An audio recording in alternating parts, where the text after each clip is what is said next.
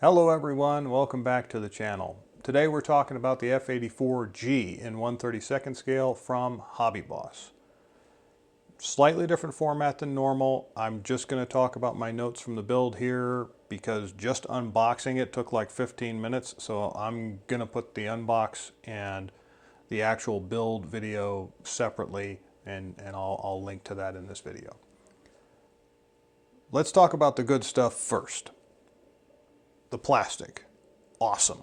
The plastic was great. The raised and the recessed details throughout the kit were awesome. I was very, very pleased.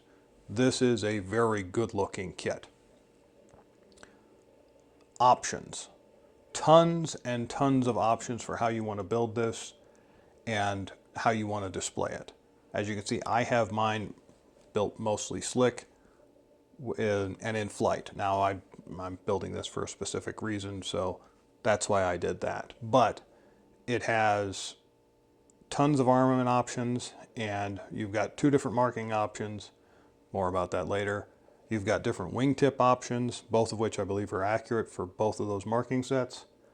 And you know, you can build it in flight, you can build it on the ground.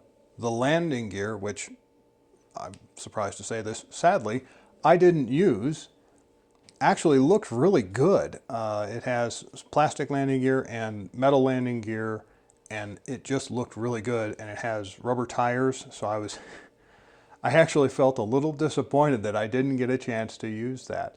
So how sad for me.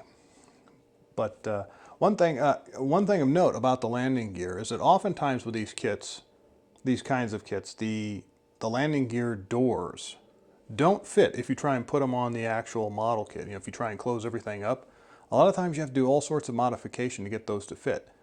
Not the case with this one.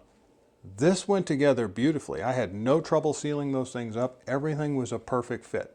I mean, I had to do a little bit of finagling to get them to glue up there because I meant to go on there, but they went, and it was great.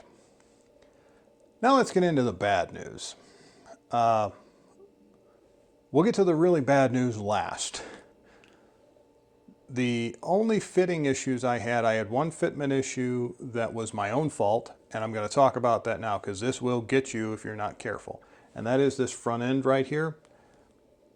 When you go to assemble it, the cockpit, the front landing gear bay, and the gun bay are all in one subassembly, and then you put the fuselage together around that. When you go to do that, make sure that you have this top bay door, the gun bay door, and the intake handy, because you're going to need those to make sure you get everything aligned when you glue those fuselage pieces together and to the cockpit subassembly. Trust me on that. I didn't do that, and I had some work to do to correct that issue later on. So be aware. The other minor fit issues I had, the wing root wasn't great, but it wasn't bad. It was easily fixed with a little plastic putty, no major complaints there. The wing tips, on the other hand, were a bit crap.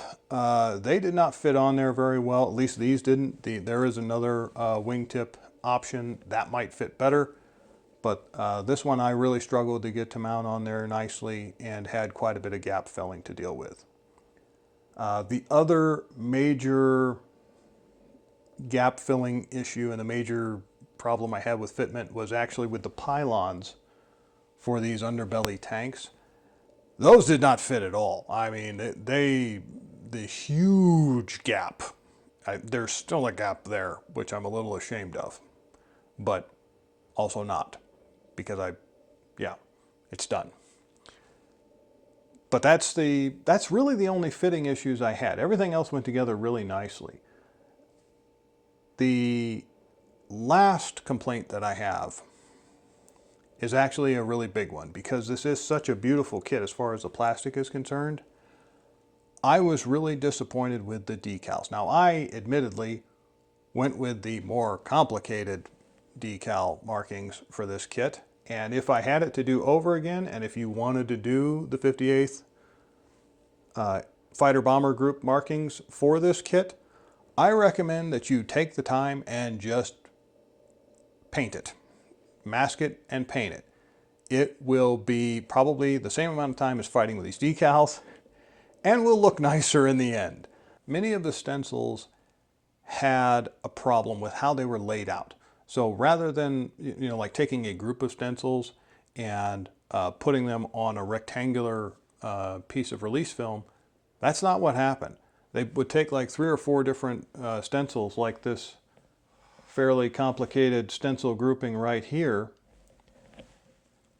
and they put them all together, but then they cut them out on the release film in like a jigsaw puzzle piece, and that is just begging to get torn apart.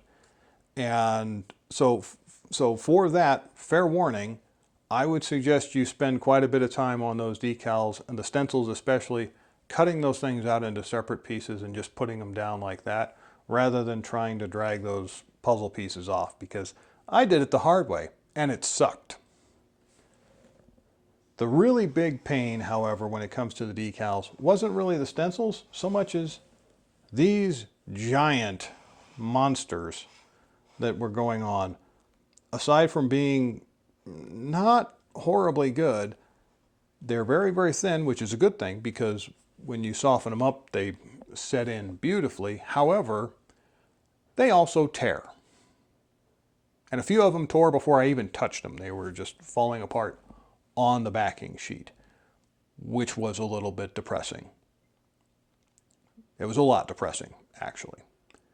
And the last kind of minor complaint about the decals is the instrument panel. It was just a bunch of white outlines. That was kind of pathetic, in my opinion. I think that was a missed opportunity there, and I think that they could have given a few more decals for the interior that would have kind of spiced things up just a little bit. So, yeah, that's that. And that's really all I have to say. I'll put, I came up with a few tips and tricks while I was dealing with this, and of course I will show you guys everything in separate videos. I'll put some of the tips and tricks separately in their own videos, because each one of those kind of warrants their own video, and I will put the unboxing and the actual build process into a separate video, which I'll link to here. And yeah, that's it. Thank you so much for watching, everybody, and happy hobbying. They had a lot of stencils grouped together, but they weren't like on a rectangular piece of they weren't on a rectangular, I need words, the hell's it called?